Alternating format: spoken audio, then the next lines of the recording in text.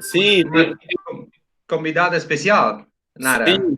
Ela tem algumas perguntas aí que faltaram. Ela sempre tem perguntas, tranquilo. Estou preparado para as perguntas de Nara. É como um programa de jogos na televisão que tem perguntas e respostas. Falamos aqui ping-pong de perguntas e respostas. É, bom, assim que aproveito para saudar a todos e todas, e como sempre, muito agradecido, muito obrigado pelo convite e pela oportunidade também de compartilhar com vocês. Nós que agradecemos, professor Damiano, né? E em nome da turma aqui, eu já fiz uma breve. Eu estava com eles aqui desde as 7h15, comentando algumas questões aí com relação à nossa disciplina, né? E o professor Damião, pessoal, é um amigo muito querido meu lá de Buenos Aires, né? Um professor lá da Universidade de Buenos Aires, da Universidade de Belgrano.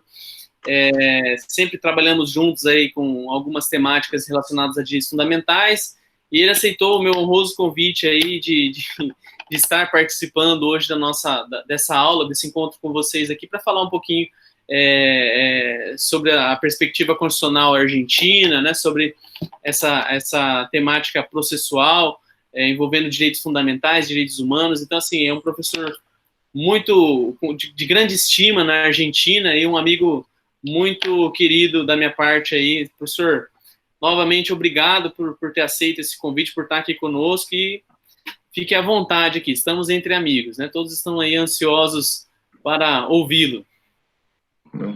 Muito obrigado pelas palavras. Você sempre é um exagerado. Não sei como se fala aqui, um exagerado nas atribuições que você falou de mim, mas é certo que somos muito amigos e que temos muitas coisas para fazer juntos e que venimos para fazendo muitas coisas juntos também.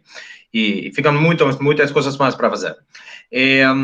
Hoje, para compartilhar com os seus alunos, com os queridos alunos, tem uma temática que você recém falava, da situação própria da situação de direito constitucional na Argentina, que tem umas coisinhas que são parecidas ao sistema brasileiro, mas eu sempre, quando tenho que falar com os alunos, sempre falo o mesmo, digo o mesmo, desculpe pelo meu portunhol, é muito mal, mas é só a única coisa que talvez não puedo melhorar, que é falar português como é correto. Então, a primeira coisa que para poder ensinar direito constitucional e as particularidades do direito constitucional na Argentina, primeiro temos que entender, que temos que compreender, o federalismo, não? A situação do direito federal na Argentina, que está muito ligado com a criação e a conformação do Estado argentino. A diferença de muitas outras nações, muitos outros estados, a Argentina tem uma configuração de províncias que são muito parecidas às particularidades dos estados do Brasil, por exemplo.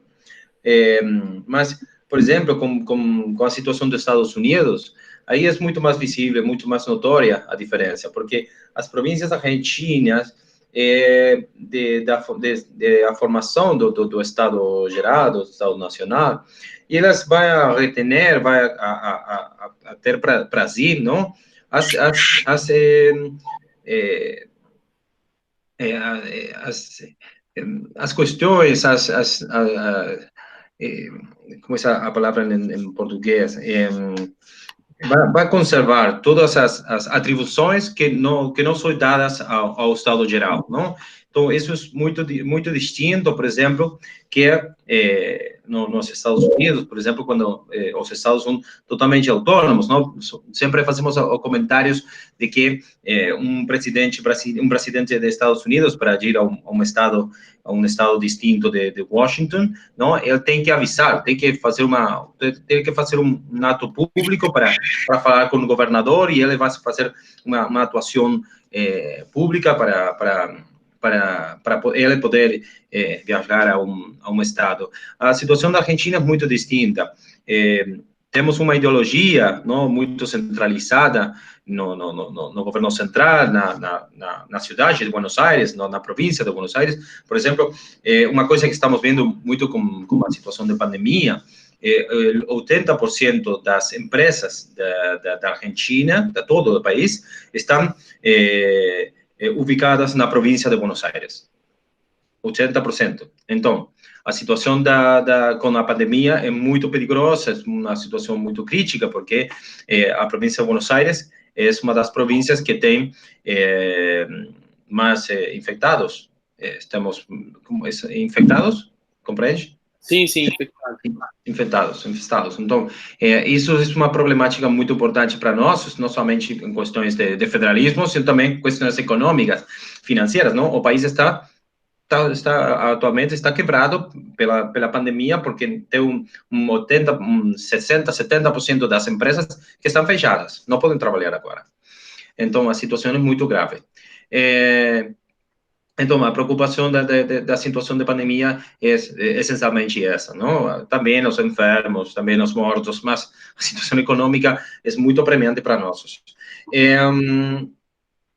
Eu estava falando do federalismo. Então, a situação com o federalismo é quando o Estado geral, não, quando o Estado nacional foi conformado, as províncias foram entregando, sim, foram dando ao Estado General as atribuições, não? E foram conservando outras, não? Existindo que, por exemplo, a situação do Uruguai, onde o governo central distribuiu as atribuições aos departamentos, não? Às províncias, as mais pequenas. Então, a situação é muito distinta. E isso também permite, nos dá a possibilidade de entender por que, por exemplo, a hora de falar das atribuições do governo e as atribuições da Corte Suprema, sim, temos que analisar que temos uma divisão de poderes, não? Poderes, está bem? Compreende? sim. Bem? Uma divisão de poderes, por um lado, e por outro temos a outra situação, que se eu estou pensando que os poderes têm que estar determinados, não? E compensados uns com outros, também tenho que pensar na segurança jurídica, não? São as duas problemáticas. A primeiro lado, tenho que mostrar às pessoas que tem uma lei única ou que tem um comportamento único e que qualquer coisa que vaya por fora desse comportamento único vai ter um problema, vai ter uma consequência jurídica, não? Essa é a ideia, não? A grosso modo, como nós dizemos, que é uma segurança jurídica, não? A mesmo um comportamento, uma forma de fazer uma coisa tem uma consequência jurídica. Mas a situação que nós também temos, que também é muito perigosa, é a divisão de poderes, porque uma afetação à divisão de poderes também vai fazer uma afetação ao sistema de governo, que está na pirâmide mais importante da organização do Estado. Então, essa problemática que muitas vezes falamos, por que a Corte Suprema não diz isso, não fala disso, não diz outra coisa? Bueno, justamente por isso. O presidente, por exemplo, o presidente da nação, quando fechou a possibilidade de sair do país, ou fechou as atividades, uma coisa ou outra, uma das primeiras perguntas que todos fizeram é: a justiça, vai funcionar a justiça? Vai haver juízos? Vai haver os juízes? A primeira coisa que o presidente falou é isso: não, a situação da justiça vai ter que determinar a justiça. Sim, o Poder Judiciário vai ter que determinar a forma de trabalho. E isso é a divisão de poderes na Argentina. Todos miramos ao presidente, todos miramos ao Poder Executivo, apesar de que temos divisão de poderes, a situação sempre vai ser concentrada no governo central, ou Poder Executivo. Bem, parecerá como que a aula passada, que tive a possibilidade de compartilhar com os alunos de Unifama, na turma da manhã, eu dizia uma frase muito importante para nós, que é de Juan Bautista Alberdi, que foi quem fez uma parte muito importante para a nossa Constituição, que ele dizia: eu quero ter um presidente muito forte como um imperador, mas com uma Constituição. Sempre com uma Constituição para que funcione como um contrapeso, não? Então, essa é a situação na Argentina. A Constituição sempre é uma defesa, não? Sempre é uma coisa que vai como uma medida da segurança para todas as pessoas. Uma vez eu fiz um trabalho acadêmico que justamente fala disso. A Constituição como um amparo, não? Como uma medida de segurança para essas pessoas. Então, a situação com controle de constitucionalidade, não? Para ir precisamente a lo que temos de hoje, não? Onde temos que falar o direito na Constituição, o direito supremo político, não? O direito normativo, toda a forma das leis e demais. A primeira coisa que temos que falar é o controle de constitucionalidade e também a vinculação com o que todos falamos como ativismo judicial, não? Que é uma medida, ou é uma coisa, o ativismo judicial, muito perigosa. Sim? Os países que têm juízes mais ativos, sim? Muito mais ativistas para determinar coisas, para solucionar problemas, uma pessoa que está dizendo que não pode ouvir. Não sei se todos têm o mesmo problema com que ela. Eu acredito que é algum problema com você, né? Porque tô ouvindo bem, não sei se mais alguém tá com problema. O Matheus também tá normal, acho que tá normal. Tranquilo também. Sim? Tranquilo, pode prosseguir. Ok, cualquier cosa me dicen y esto hablo de nuevo o lo digo de nuevo. Bien, entonces, continúo. Estaba hablando español. Entonces, la situación com controle de constitucionalidade, o ativismo judicial, que é também uma coisa que é uma problemática que tem no Brasil, porque qual é a diferença? Que vou fazer um pequeno adelantamento ao final da palestra, não? Da exposição, que é a situação que vocês têm de controle de constitucionalidade concentrado, não? A possibilidade de que as decisões judiciais tenham uma extensão muito mais longe do caso particular, não? Da situação particular, é uma problemática que pode ser muito grave para nosso sistema jurídico, porque nosso sistema jurídico tem principalmente a divisão de poderes como a primeira defesa para a democracia, para a gente. Bem? A ideia de um poder judiciário que possa fazer modificações normativas, bem? Na prática, não? Sinceramente, não como um poder judicial normativista ou um poder judicial legislativo, não? Senão simplesmente que na prática do direito, da aplicação do direito, o poder judiciário acabou sendo acabou fazendo uma modificação normativa porque estava sinceramente inaplicando deixando sem aplicação a uma normativa que tem uma criação normativa principalmente do organismo que é o organismo mais democrático, não? Compreendemos que ao menos na Argentina, a ideologia é que sempre que as coisas têm uma necessidade de ter maiorias especiais, ou que precisa, não, de maior apoio do povo, sempre falamos que é o Congresso quem tem que fazer isso, não? É o Congresso quem tem que decidir, que tem que normativizar essas coisas. Então, por exemplo, uma vez na Argentina existiu um projeto de lei que falava da democratização da justiça, não? A democratização da justiça é a possibilidade de que os juízes sejam elegidos pelo povo. Isso foi uma campanha que teve muita repercussão na Argentina, porque deixou muito inestável a posição dos juízes. Os juízes aqui na Argentina são pessoas que têm muito dinheiro, que têm uma posição econômica sempre muito boa, que tem a segurança, não tem pessoal da segurança, né, que tem na rua, saem com carros muito bons. Não sei como é a coisa no Brasil, mas a Argentina é assim. Então,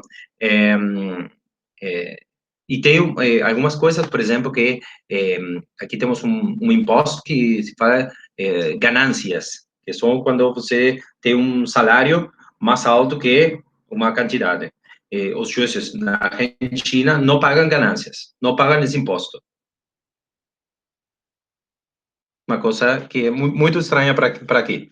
Então, por isso é a perigosidade para nós de falar de ativismo judicial. Estamos pensando em um juiz que pode sair das acotações que tem propriamente da normatividade.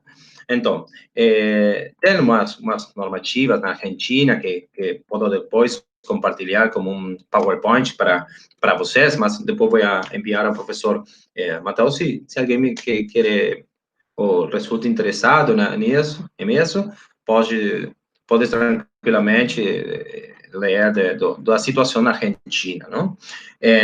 Não é muitas coisas, mas estão escritas em espanhol.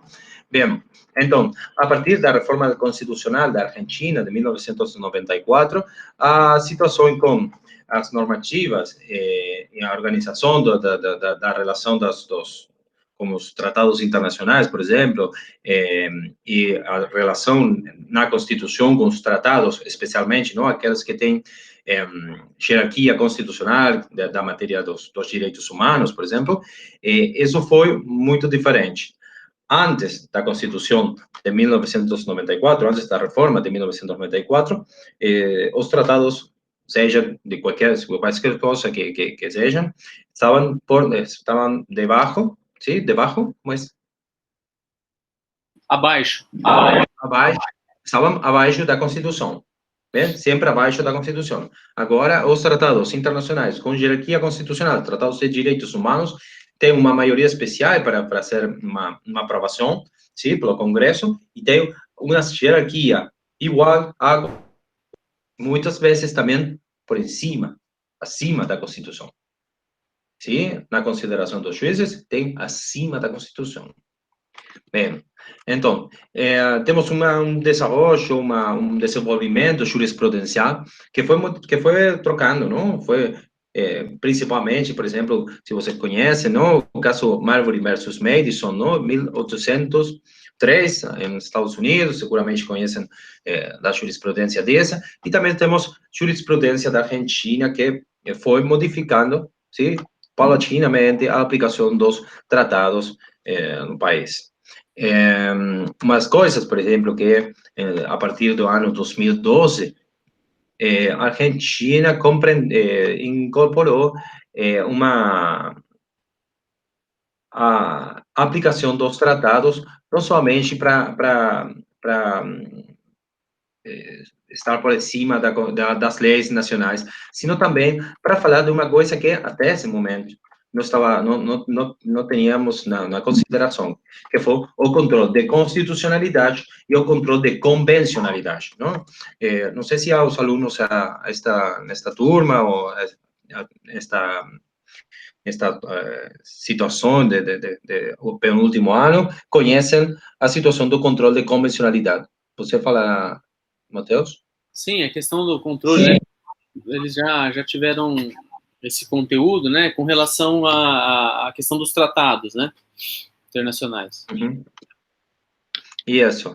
Por exemplo, na jurisprudência argentina de 2012, que eu falei recém, a Justiça, a Corte Suprema, falou de admissibilidade, a possibilidade de declarar uma inconstitucionalidade de ofício, não pode ser uma criação do desequilíbrio dos poderes a favor da judicial e em contra dos outros poderes. Então, a atribuição em si não é uma negação, carece de consistência sostener o avanço de outros poderes. Não se produz quando uma posição da parte ou não há. Ou seja, está falando que o controle de constitucionalidade, o Poder Judicial, sempre tem que fazer. Seja a pedido de parte, ou seja por decisão de juiz. Não? Recordem a ideia do ativismo judicial. Então, quando tem uma petição de uma parte interessada no juízo, não, que está solicitando o controle de constitucionalidade, o controle de constitucionalidade e convencionalidade não pode ser visto como um apartamento das políticas ou das atribuições dos outros poderes, senão somente a função primordial que tem o direito judicial, bem, para determinar a constitucionalidade ou não, sim, diz a lei, diz a ordenança, diz a normativa. Bem, isso, aunque você pareça uma coisa muito simples, muito lógica, não? Tem uma discussão de muito tempo, por exemplo, até uns 2 anos atrás, a Corte Suprema da Justiça da Nação resolveu que poderiam os tribunais argentinos apartar-se dos precedentes da Convenção da Corte Interamericana de Direitos Humanos, não? Do Pacto de San José de Costa Rica, poderiam apartar-se dos precedentes disso. Isso foi muito contraditório com as políticas anteriores da Corte Suprema, onde sempre falaram que tem um alinhamento, uma mesma ideia da proteção dos direitos humanos com os critérios da Corte Interamericana de Direitos Humanos, a Comissão, o Pacto e essas coisas. Sei que tem um pouquinho mais de tempo, vou aproveitar para dizer umas coisas, umas características propriamente do controle de constitucionalidade na Argentina, não? Por exemplo, no controle de constitucionalidade na Argentina é difuso, sim? O que significa difuso? A coisa que é difuso é que não está concentrado em um só órgão, não tem STF, não tem Corte Suprema, não. A Corte Suprema é o último intérprete da Constituição, mas não é que tem que fazer controle de constitucionalidade. O controle de constitucionalidade tem que fazer todos os tribunais. O tribunal de primeira instância, o que nós falamos, a Corte Suprema, que é o último intérprete. Mas sempre tem que fazer controle de constitucionalidade. Todos os juízes têm direito e dever de fazer controle de constitucionalidade. Compreende a primeira diferença com a situação no Brasil? Obviamente, é jurisdicional, o controle tem que ver com normas nacionais, como também internacionais, não? A situação dos tratados, que também tem que fazer um controle de constitucionalidade. E o controle sempre é reparador, não sei qual é a palavra que em português, que parece para que o momento que nós fazemos o controle sempre vai ser depois. Não posso fazer um controle de constitucionalidade anterior a uma situação, a um evento. Um caso disso, por exemplo, uma vez se havia aprovado uma lei que ia modificar uma situação particular de uma lei de mídias. E um advogado muito reconhecido de direito constitucional, professor da Universidade de Buenos Aires, doutor, tudo isso, foi e apresentou uma medida de segurança para interromper a aplicação da lei. A primeira coisa que disseram os tribunais foi: o controle de constitucionalidade é reparador, é depois da aplicação da lei. Então, obviamente, falaram que não era aplicável, tuvo que ele que aguardar a entrada em vigência da lei e depois aí pudo apresentar a medida de segurança, por exemplo, não? E o que então falamos, e os efeitos, e isto mais importante que nós temos no nosso sistema de controle de constitucionalidade, o efeito é interpartes, sim? Vai só para as pessoas que formam parte da situação do juízo em particular, não é para todos, não é erga omnes, sim? Compreende isso? Então, aí a situação que temos agora é que para quem conhece outros sistemas, não? Para quem conhece a situação do Brasil ou outros sistemas de controle de constitucionalidade concentrado, isso pode ser uma ideia de inseguridade jurídica, porque o judiciário hoje pode dizer uma coisa aqui em Buenos Aires, mas pode dizer uma coisa muito distinta, tendo a mesma situação no outro lado. É mais, uma coisa que hoje podemos solucionar entre Nara e Mateus de uma forma, a situação pode ser netamente distinta mês que vem ou ano que vem. A mesma coisa. E isso, para mim, para muitos constitucionalistas, pode ser uma ideia de inseguridade jurídica. A última coisa que eu vou falar é disso. Tem uma doutrina muito parecida a doutrina do Gilmar Mendes, não, autor brasileiro, que aqui se fala de abstrativização do controle de constitucionalidade, não? Essa a tese de Gilmar Mendes. Na Argentina passa uma coisa parecida, que falamos da obrigatoriedade das decisões da Corte Suprema, não? Uma obrigatoriedade de fato, não? De fato? Sim. Uma obrigatoriedade de fato, porque por exemplo, se eu estou, por exemplo, hoje na Argentina, a maconha é ilegal, não? Perfeito. Mas eu tenho presidentes da Corte Suprema que dizem que, que pode ser para consumo pessoal, que pode estar fechado na casa, mas não pode na rua. Bem, mas a tenência não é consumo. Todas essas coisas que vocês já conhecem. Sin embargo, não é legal. A tenência é punível, é um delito. Está penado no Código Penal. Então, a situação, aí tem uma ideia que a decisão da Corte Suprema fez que as pessoas pensem que era legal e não é legal. Então, existe uma força do presidente nas decisões da Corte Suprema que tem uma forma de estão fazendo com uma abstrativização. Por quê? Porque está fazendo uma medida obrigatória para todos os tribunais que vão compreender dessa situação no futuro. Compreende mais ou menos essa ideia? Sim, sim. Sim? E essa obrigatoriedade baixa para os tribunais inferiores. Agora, um pequeno último comentário da situação na Argentina. Hoje temos uma afetação aos direitos fundamentais, isso seguro. Mas se pode afetar os direitos humanos, pode existir uma afetação aos direitos humanos, sim, pode. Quando? Quando tem uma situação global de saúde, de segurança, não? E aqui hoje, aparentemente, temos. Aparentemente. Não é uma situação normal, é uma situação excepcional. Hoje, a Argentina é o país com uma com mais quarentena, com a quarentena mais grande do mundo.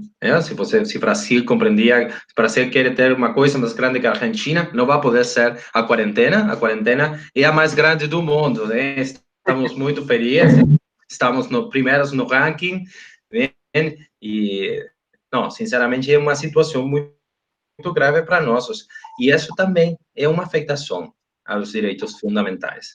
Disso também vamos a falar, professor Matos, no simpósio, no terceiro simpósio de direitos fundamentais que vamos fazer com a Universidade de Belgrano, em Buenos Aires, em parceria com a Pontifícia Universidade Católica de Paraná, Campus Maringá. Disso também vamos a falar, da afetação dos direitos fundamentais em tempos de pandemia, onde você também vai participar, se não estou errado. Sim, sim. Estava fazendo uma promoção, estava aproveitando. Sim, é verdade, professor. Mas muito interessante essa colocação com relação ao ativismo, né? Porque aqui no Brasil, né, nós estamos também caminhando para o topo do ranking, né? Só que aqui, lamentavelmente, é no número de mortos, né? A gente está seguindo aí um ranking não muito desejável.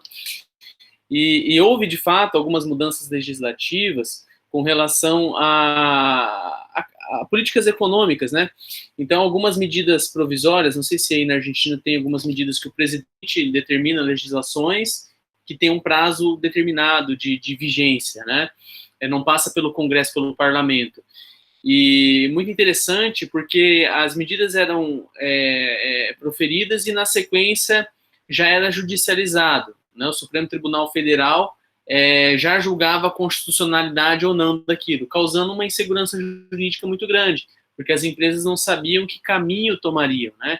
Então, sem dúvida, num momento de crise, aqui no Brasil, a nossa legislação, né, o Código de Processo Civil, ele não permite que o juiz se esquive de tomar uma decisão judicial, né? Ele tem que tomar uma decisão judicial, independente se haja previsão legal ou não, né? E o Congresso, o Parlamento, ele acaba sendo mais moroso, mais lento, né, em relação à criação de leis, e, lamentavelmente, o ativismo acaba sendo configurado, né? Então, é uma problemática muito grande que aflora, principalmente nesses momentos de crise, porque não se tem leis prevendo condições como essa. Acredito que todos aqui nunca vivenciaram uma situação de ficar em confinamento por tanto tempo, né? Acho que os nossos pais, nossos avós, talvez não vivenciaram isso também, é uma coisa muito inédita, né? Então, já se tem uma discussão com relação à segurança jurídica dos contratos, né, que certamente vem sendo discutida nesses pontos, né?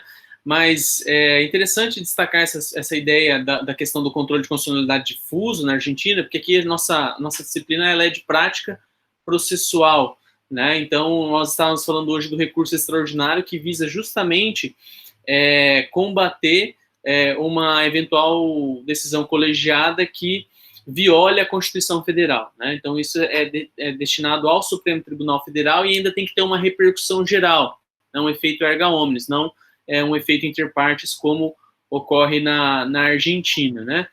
Eu não sei se alguém gostaria de fazer algum comentário, algum questionamento, né? A Nara tem né, professor Damião, se me permite aí, rapidamente fazer alguns comentários aí. O professor Damião já tem outros compromissos na sequência, mas vamos aproveitar da nobreza dele aí por um determinado período ainda. Sempre você aproveita da minha nobreza. Nara, eu acho que o seu microfone está desligado. Segue desligado ainda.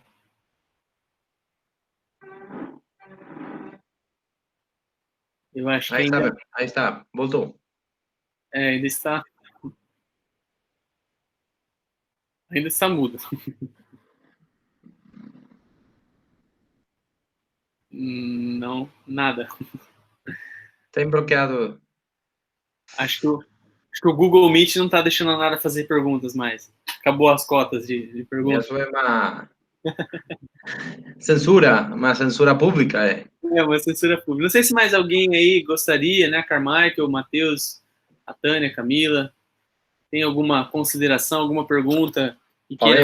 Falei muito, ficaram chatos, dormidos. E aí? A Nara ainda segue com problemas de áudio.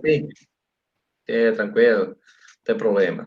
Aproveito para dizer duas coisas. Mientras Nara está combatendo uma batalha, uma guerra contra o sistema, bem, principalmente na Argentina, temos três políticas muito importantes que depois foram sendo renovadas e prorrogadas, não, com o tempo. A primeira coisa, não, as decisões de um confinamento social preventivo obrigatório, sim, que foi estabelecido apenas começou a situação do Covid-19, sim, e a medida começou 20 de março, e até agora está prorrogada, não, está até 28 de junho, não? Obviamente vai ser novamente renovada, vai ficar de novo para 15 dias, 20 dias mais depois, e outras coisas que também foram importantes. A primeira coisa que decidiu o governo foi a declaração da emergência sanitária, sim? Isso foi para justamente poder pôr em vigência situações ou políticas próprias para a adoção de medidas para impedir a propagação do vírus e isso. Então, depois temos situações econômicas, não? Decisões financeiras, a proibição de despidos, não? Por exemplo, hoje está proibido despedir, como era a palavra em português? Um empregado? Dispensar. Dispensar, isso. Hoje está proibido dispensar um empregado, não pode.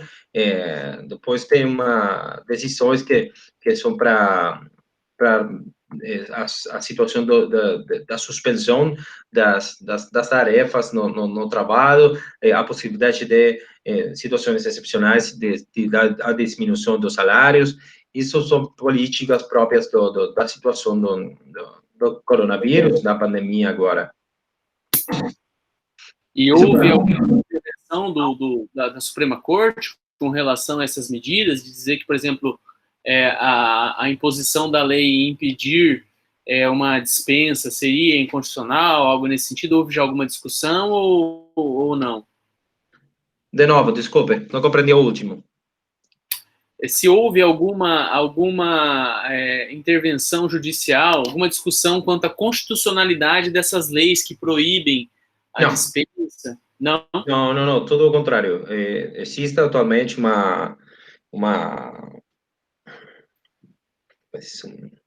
um permisso que hoje tem o nosso presidente da nação, é, e é acompanhado, sim, precisamente pelas medidas e pelas decisões dos outros poderes, não? O presidente falou que temos que ter um isolamento, um confinamento social preventivo obrigatório, bem, e todos os órgãos de governo estão fazendo o mesmo, estão acompanhando como uma política única, não? Não houve de outros órgãos de governo, de partidos políticos, por exemplo, não. Houve um acompanhamento. Acho que é a primeira vez que temos uma situação de tanta unidade, não? Entre os órgãos de governo, partidos políticos. Temos muito poucos são os que estão em desacordo com o que o presidente decidiu, não? Com decreto, não? Tem um decreto de necessidade de urgência. A Nara tem uma pergunta aqui, professor Damião, com relação à sua opinião, às mudanças na legislação após essa pandemia. O senhor acha que vão ser grandes essas mudanças legislativas? Haverá um novo cenário nesse sentido? Mudanças ao que sentido está falando? A Nara conseguiu o microfone aí, abrir ou não? Não? Não tem voz. Não pode cantar. O que é a situação, o que está em respeito às mudanças, o que você está compreendendo com isso? Mudanças na lei, que é isso? A tradução, não disso. Ah, sim. As mudanças na legislação que ela percebe seria o que, Nara? Com relação ao processo judicial, a relação social, econômica? Bem, agora, por exemplo, nós tivemos os órgãos de governo tiveram que fazer coisas que não tem um precedente na Argentina. Por exemplo, no Congresso Nacional teve a primeira sessão à distância, não? A primeira sessão com sistemas virtuais e isso. O sistema judicial, por exemplo, tinha há uns anos atrás fizemos o que é expediente virtual, né? Mas nunca começou a funcionar como expediente virtual, senão como uma terminal de consulta virtual, uma coisa assim muito limitada nas funcionalidades. Isso, porque estou fazendo uma introdução com isso? A coisa que fizeram em prática para a aplicação das leis novas ou para a aplicação das situações novas, não, com Covid-19, acho que vai ter sempre uma mudança que vai trazer modificações para o futuro. Muitos especialistas não falam de que a situação com Covid-19 vai ter vai ter depois que vai ser que o mundo seja muito distinto, não? Falamos disso outra vez com o professor Matheus. Então, acho que na Argentina muitas coisas vão ter que trocar, vai ter que existir mudanças, não? A aplicação dos convênios coletivos do trabalho, a aplicação das leis. Essa é a primeira vez que na Argentina, por exemplo, existe um decreto, uma lei de que obriga a quem não pode demitir, que não pode dispensar os trabalhadores, empregados. Então, isso é muito novo, não é a primeira vez. Então, estamos todos também com muitas expectativas de como vai passar tudo, de como vai ser um novo país, um novo ordenamento, não? É uma situação preocupante para todos os que pensávamos que na Argentina passavam coisas novas, que dizíamos, não, aqui sempre é a mesma coisa. Não. Agora tem uma situação muito nova, muito diferente do que sempre passou, não? Que tem uma situação, falava antes, que é uma situação econômica muito difícil, muito grave, e temos que fazer também muitos cambios, muitas trocas, muitas mudanças das situações propiciadas pela lei, pelo direito. Acho que no Brasil também tem a mesma situação, não? Que as lutas que, por exemplo, estão tendo dos intendentes, os governadores dos estados do Brasil, como o presidente, a mesma coisa passa aqui. Só que aqui tem uma concentração do poder muito mais forte, onde os governadores agora estão todos alinhados com o presidente. Então, a situação não tem muitas lutas, tem poucos focos de discussão. Mas a situação, por exemplo, das relações jurídicas, os contratos e todas essas coisas, acho que as modificações que estão fazendo, as mudanças na lei, as mudanças dos critérios que sempre foram muito chatos, muito fechados, a que essa foi a forma que temos que fazer, e não. Agora está passando que as modificações das novas culturas jurídicas, novas culturas contratuais, estão trocando. E isso eu acho que é muito bom. Lamentavelmente, não tivemos que ter um vírus de alcance mundial, um vírus totalmente que for circulando através de todo o mundo, para que tenhamos que fazer modificações normais, não? Isso é uma coisa que podemos ver na vida diária. Estou vendo também que tem uma outras perguntas, se você quer ler antes que passe o tempo. Rapidamente aqui, né, a Tainá comentou a questão do Brasil, o único que cria uma crise política, né, em meio à pandemia. Não. A única diferença, falava disso no outro dia também, se eu vou enviar aos alunos de você também uma entrevista que eu tive em canal de TV de Unicesumar, onde as perguntas eram feitas sobre a crise na Argentina, não? A crise na Argentina, todos conhecemos a crise na Argentina, nós nascemos e morremos com crise, sempre tem crise, vamos de férias, saímos de férias e tem crise nas férias, sempre tem crise na Argentina. É uma forma de vida na crise para nós, e isso é mal, mas é muito bom, porque ter conhecimento da situação de crise também dá a oportunidade de fazer uma vida tranquila, com tranquilidade, com crise, mas é uma vida normal para nós, porque sempre temos leis de emergência, sempre temos emergência econômica, a inflação é a mesma coisa. A inflação que vocês têm, por exemplo, nós temos uma inflação normal de 30%, isso é uma loucura, é maluco, não tem uma possibilidade de conter uma economia normal com uma inflação de 30%, não existe, não é possível. Então, isso é uma coisa que para nós, para vocês, não podem ver uma crise de 3%, ou 0,3%, mais estava no Brasil, e a presidenta era Dilma, acho que era Dilma. E dizia, crise no governo, Brasil tem 0,3% de inflação, para nós é uma alegria, você sair da gente, a pessoal na rua está saindo, estamos festejando como se fosse a Copa do Mundo, 0,3%. É uma coisa estranha para nós. Então, não é o único país, temos a Argentina, pode fazer a crise na época dos dinossauros, por exemplo, a Argentina já tinha crise. Isso é seguro. Nós somos os primeiros na crise também. Isso não tem comparação. Professor Damian, só mais duas perguntinhas aqui para nós encerrarmos, né? A Tânia comentou em relação ao decreto na Argentina, que você comentou, ele é aplicável apenas à capital, Buenos Aires, e às localidades com situação mais críticas? Tem alguma possibilidade de flexibilidade? Muito obrigado, Tânia, pela pergunta. A situação na Argentina como antes falava de uma grande quantidade de empresas que ficam na Buenos Aires, a província de Buenos Aires.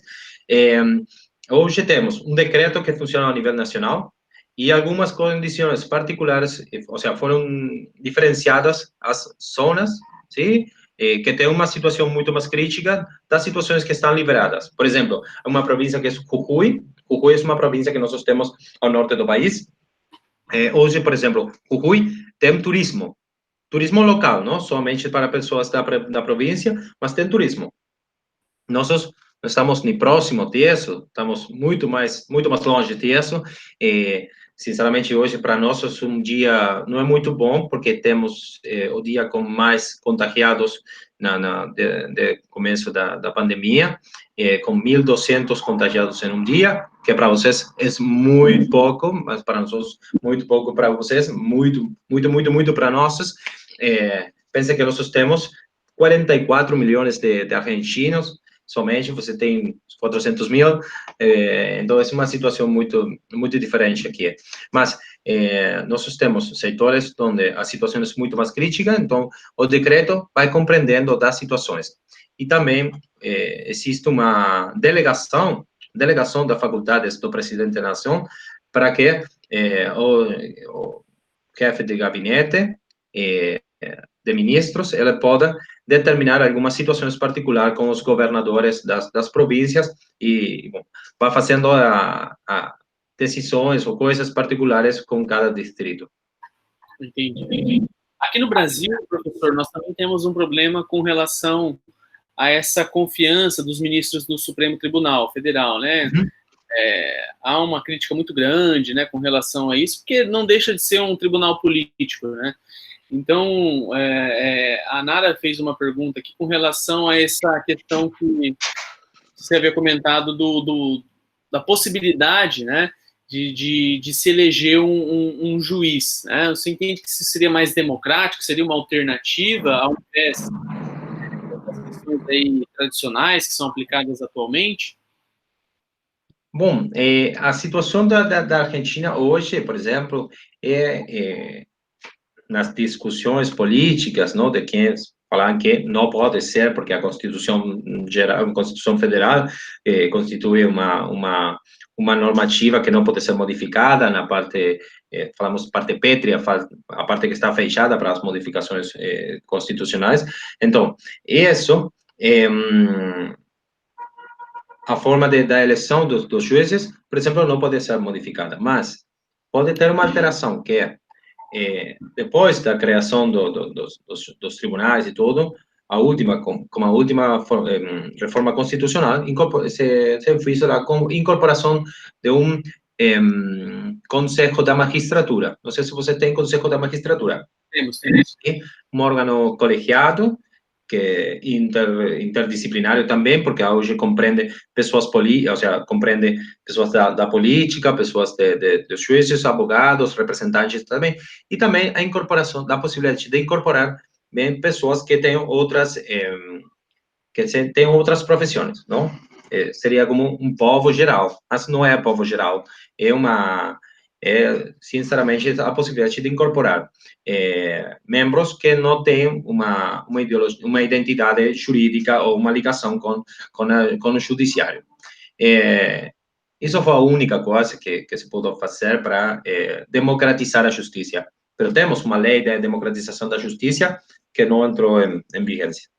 Mas a ideia, acho que pode ser não para dar uma segurança jurídica, sino para dar um pouco de tranquilidade às pessoas de que os juízes podem ser elegidos. Mas não a ideia, a falsa ideia da democracia também nos faz pensar que se o povo pode elegir todo, isso é democracia, mas não é sempre assim. Porque se todos sometemos por exemplo, a um referendo, a uma consulta pública, não sempre isso vai ser justo. Vai ser popular, mas não vai ser justo. Isso é uma coisa que temos também que resolver nas democracias modernas e pós-modernas. Acho que sim.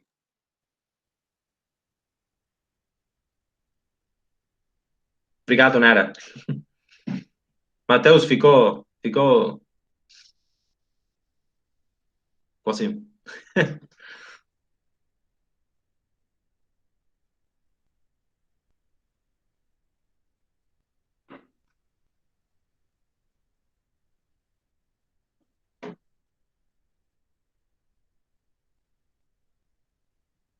Sim, travou dela, né? Acho que sim. Bom, aproveito, sinceramente, para agradecer o convite, para agradecer a todos que acho que pode ser interessante para vocês a palestra, e penso que e fico sinceramente à disposição para que ou que alguma coisa que vocês precisem para fazer algum dia alguma pesquisa, alguma investigação que gostem de fazer, estou sempre à disposição de todos e todas. E enviarei também a informação para que os que queiram estén interessados na um pouco de intercâmbio jurídico, um pouco de intercâmbio acadêmico, também fico à disposição.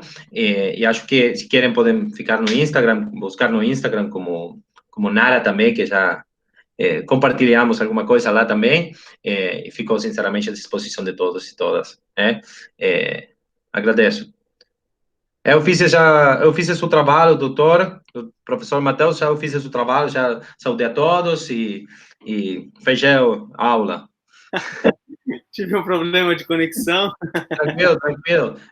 Tem que pagar, esse é o problema. Você tem que pagar a internet para ter conexão. Aqui no Brasil a situação é precária da internet em tempos de pandemia. Tranquilo, tranquilo. Não, estava saudando a todos. Então, professor, muito obrigado pela sua participação. Não sei, pessoal, todos estão com câmera aí, será que dá para dar uma penteada no cabelo aí, a gente tirar uma foto aqui para o professor Damian guardar de recordação aí de todos, né? Conhecer os brasileiros, né? Porque senão Deveríamos a oportunidade de fazer isso. Rapidamente. Estão todos na cama, estão todos guardados.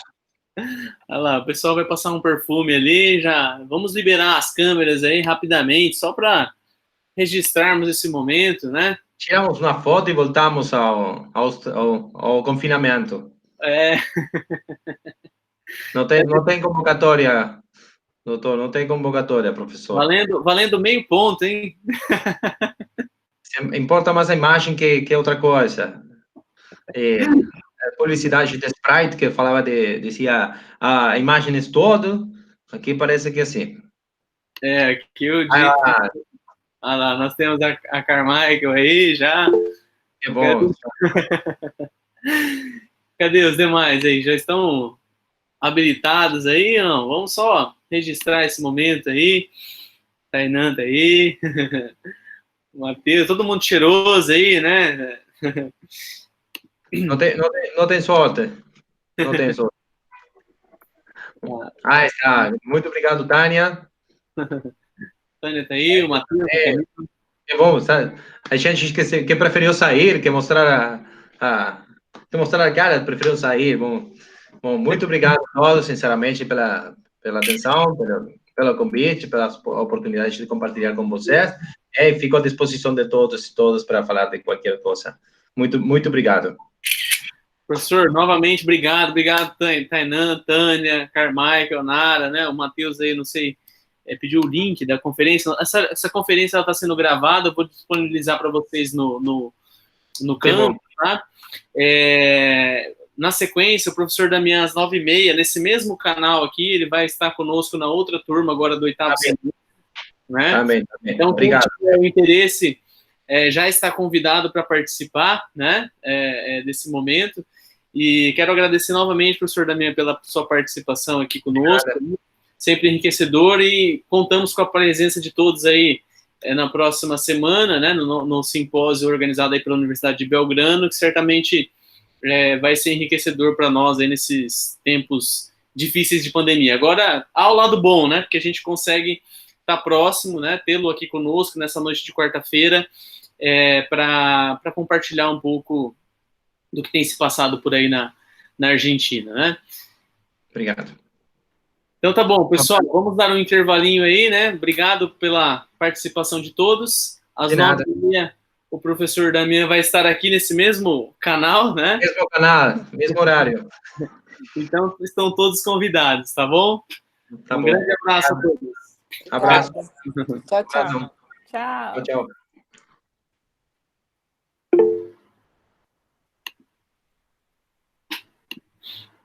Ô, professor. Sim. Véspera de feriado e aparecer na câmera vale 100, não vale nem 5 pontos. Eu e a Cacá.